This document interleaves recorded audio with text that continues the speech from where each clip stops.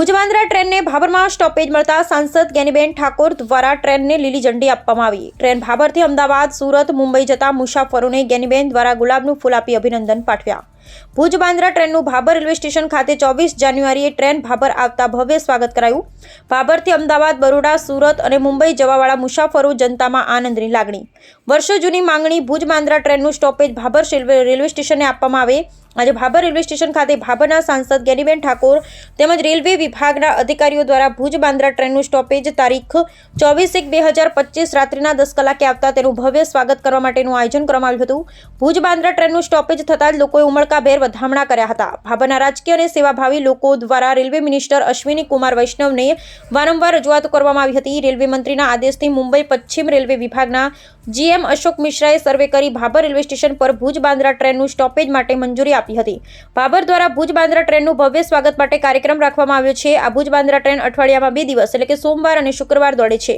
ભાભર ખાતે રાત્રે 10 કલાકે સ્ટોપેજ કરવામાં આવતા લોકોએ હર્ષભેર રેલવેનું ટ્રેનનું અગરબત્તી અને દીવો પ્રગટાવી આરતી ઉતારી ફૂલહારથી ભવ્ય સ્વાગત કરવામાં આવ્યું। તેમજ સાંસદ જ્ઞાનીબેન ઠાકોર દ્વારા ભાભરથી ટ્રેનમાં મુસાફરી કરતા મુસાફરોને ગુલાબનું ફૂલ આપી શુભેચ્છાઓ પાઠવવામાં આવી હતી અને પહેડા વેચી મોં મીઠું કરાવી ખુશી વ્યક્ત કરી હતી। આ પ્રસંગે સાંસદ જ્ઞાનીબેન ઠાકોર, રેલવે વિભાગના અધિકારીઓ, જૈન સમાજના આગેવાનો સહિત ગામ સમિતિના સભ્યો મોટી સંખ્યામાં શહેરના આગેવાનો હાજર રહ્યા હતા, જેના કારણે ભાભરથી અમદાવાદ, બરોડા, સુરત અને મુંબઈમાં જતા મુસાફરોમાં હર્ષની લાગણી છવાઈ છે અને રાત્રે મુંબઈ જવા માટે મુસાફરીનો લાભ લીધો હતો। આજે ભાભર રેલવે સ્ટેશન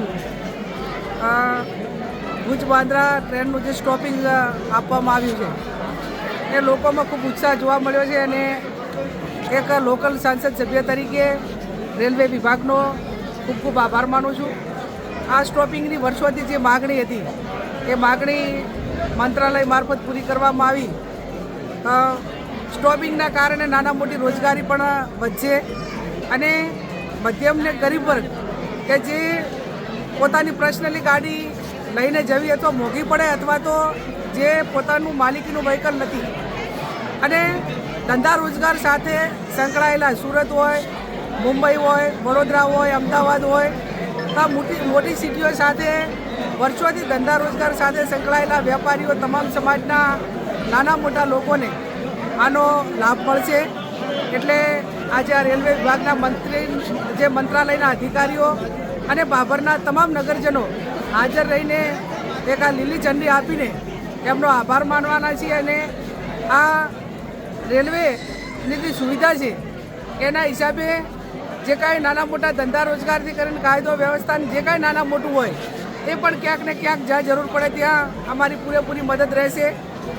ફરી ભાભરના વેપારીઓનો અને રેલવે મંત્રાલયનો આભાર માનું છું અને સાથે આવનાર સમયની અંદર આ રેલવે સ્ટેશન જે ભાભર છે એની અંદર નાના મોટી સુવિધાઓ બાકી હોય એ સુવિધાઓની જે માગણી છે એને પણ મંત્રાલય સુધી પહોંચાડીશું અને એને પૂરી કરવા માટેના પ્રયત્નો કરીશું।